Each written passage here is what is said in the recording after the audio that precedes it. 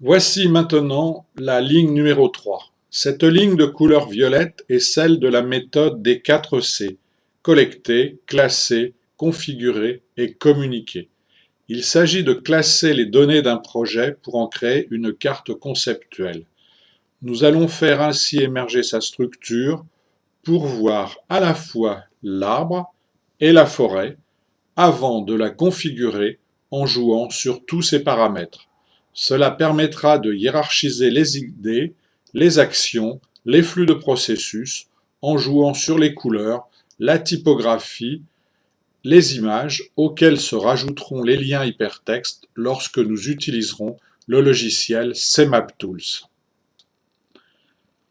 Maintenant que nous avons les briques, c'est-à-dire les post-it, c'est comme si nous construisions notre projet comme une maison. Pour ce faire, il va falloir mettre du ciment entre ces briques. Ce ciment va nous être fourni par les relations entre les concepts.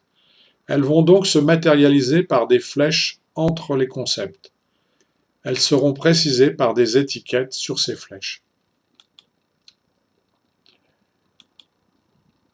La méthode des 4 C,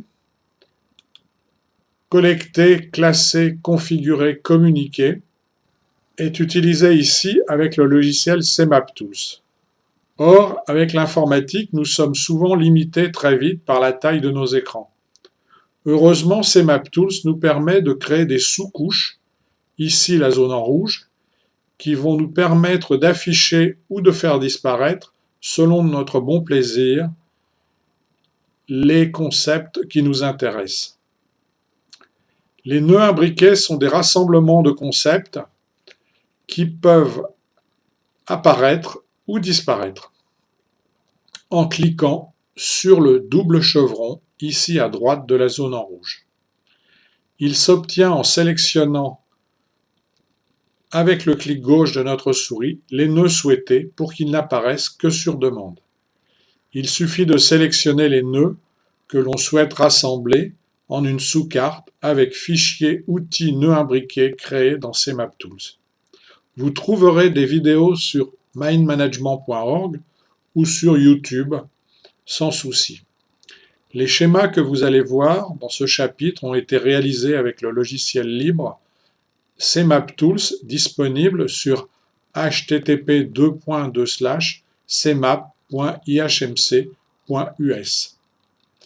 Dans la phase de Collect, il convient, comme nous l'avons déjà précisé, de distinguer la phase de brainwriting, d'écriture en silence des idées, d'une phase de remue-ménage auditif et visuel.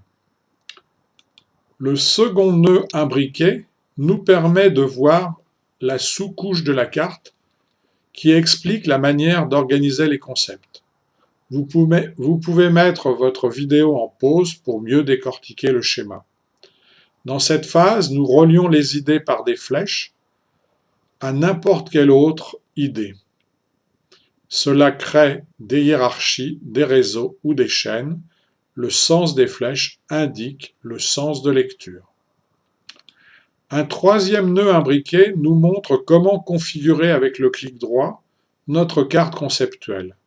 Vous allez pouvoir ajouter à chacun des liens un texte, une image, des liens, un fichier son, un fichier vidéo, des couleurs, un lien hypertexte que vous pourrez aussi ajouter, vous permettant de pointer vers n'importe quelle page du web. Cela revient à créer un dossier numérique, un classeur pour votre projet, avec des liens pointant vers des fichiers internes de votre ordinateur ou l'intranet de votre organisation, par exemple des comptes rendus de réunion, des plans de construction, des tableaux de chiffres, des images du chantier, les fichiers son ou vidéo du projet.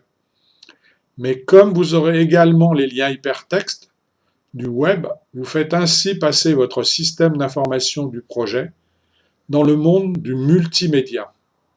Par exemple, vous allez pouvoir pointer des liens hypertextes vers legifrance.fr pour avoir la réglementation, les lois qui s'appliquent à votre projet toujours à jour. Le quatrième nœud nous montre maintenant comment, en allant dans la barre d'outils de CMapTools, Vous pouvez créer à la volée des diapositives. Leur construction est 10 fois plus rapide qu'avec un diaporama classique.